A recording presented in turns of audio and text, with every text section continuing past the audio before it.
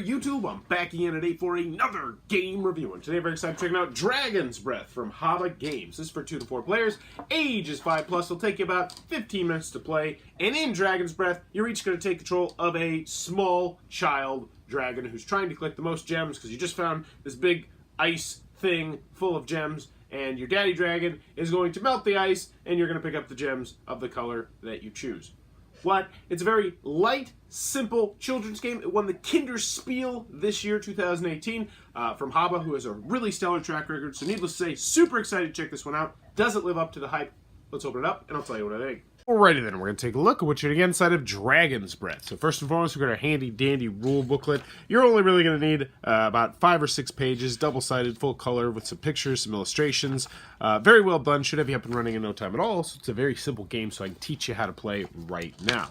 So in Dragon's Breath, you are going to try to get the most of the gems that you can in your secret little area right here. And each player is going to have their own secret little triangle hole where they are going to be putting their gems. How do you get the gems?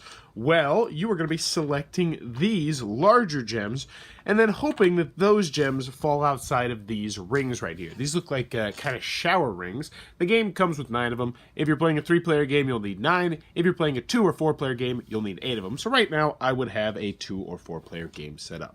So how does it work? Well, the first player is going to get the Dragon Daddy, and they're going to put that right in front of themselves. And then, starting with the player to the left of the Dragon Daddy, the other players are going to select one of the gems that they think will be coming off when the ring comes out. So right now we might look around and say, oh, there's a whole bunch of green over here. So the first player might say, you know what, I'm going to take the green one. And they put it right over here. Next player might say, oh, I see quite a few reds over here, so you know what, I'll take this reddish looking one. And then in a 3-player game, I'd be going last, so you know what, maybe I'll take the blue.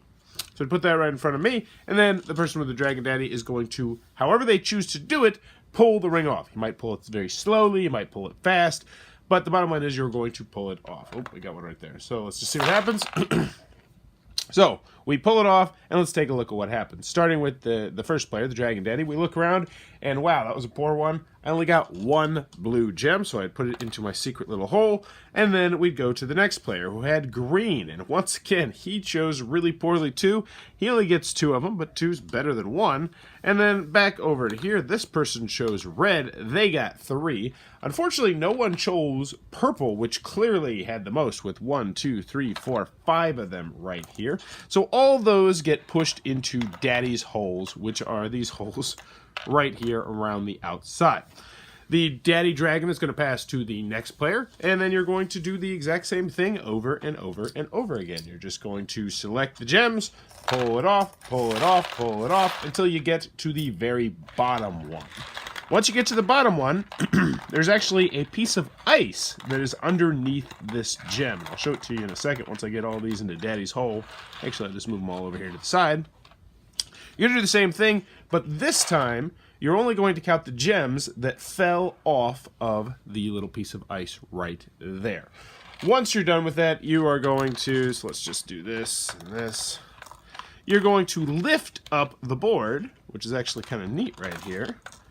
Take these out, put them over to the side so you know who has what. So, you're going to lift this up, and then you can look down in here, and you can count exactly how many each player has. And right now, this player would clearly have 1. You ignore all the Daddy Dragon gems, but whoever has the most gems will be the winner of Dragon's Breath. And that, in a nutshell, is how the game is played. Alright then, Dragon's Breath from Haba. What are my final thoughts? Let's go with the pros, let's go with the cons. First, on the con side, game's not going to be for everybody for a variety of different reasons. This is a children/family game. That is the only category that I will put this game in. Simple as that.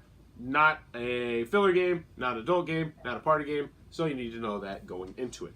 Also, 2 to 4 players, restricted player count. I don't really see that there's an easy way to get around that.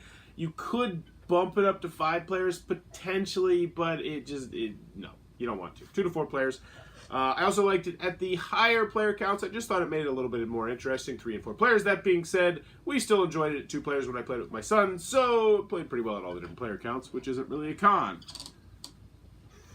Any other cons that I have in the game? You know, it's really simplistic. It's just, hey, what color do you think is going to fall off? Okay, everybody pick their color, take the thing off, put them in your little hole, do it again 9 times or 8 times, game over. Moving on to the pros, Dragon's Breath went over incredibly well. I honestly was very shocked with this. Like, I demoed it at Origins, and I was like, okay, this seems like a good family game. This seems like a good kid game. Won the Kinderspiel. Son's here. He wants this game. We're going to get the game. I'm sure it's going to go over well. I didn't think it'd be amazing. I didn't think it'd be fantastic. I didn't think the kids would go nuts over this game. Little do I know I'm not in touch with children, because the kids went nuts for this game. I brought it into my classroom, and they played it. And they played it. And they played it. And they played it. And they played it. And they played it. And kids watched and waited. And we instilled the rule that if you got the lowest score, then a different kid could come in. And this game got played for hours in my summer age program.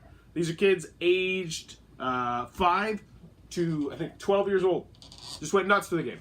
Absolutely loved it. I don't know what else I need to tell you right there. Target demographic went nuts for the game.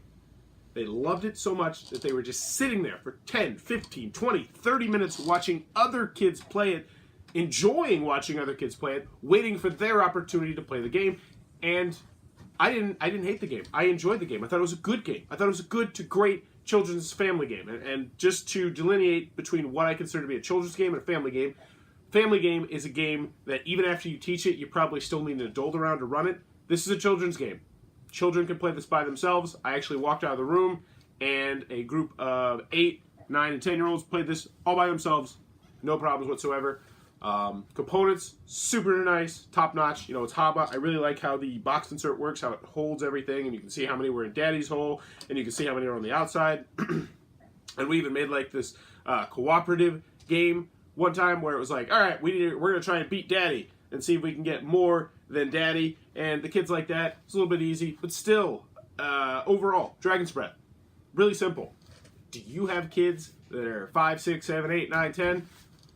They're probably going to enjoy this game, unless they already have advanced to even more complicated games. But that being said, the girls in my classroom, the 11 and 12-year-old girls that I play with very routinely, and we play stuff like Century Spice Road and Splendor and other games, Ticket to Ride, games that are definitely way above that, like Gateway Plus style games, they still really enjoy this game as well. So, Dragon's Breath from Haba Games, there's a reason it won the Kinderspiel.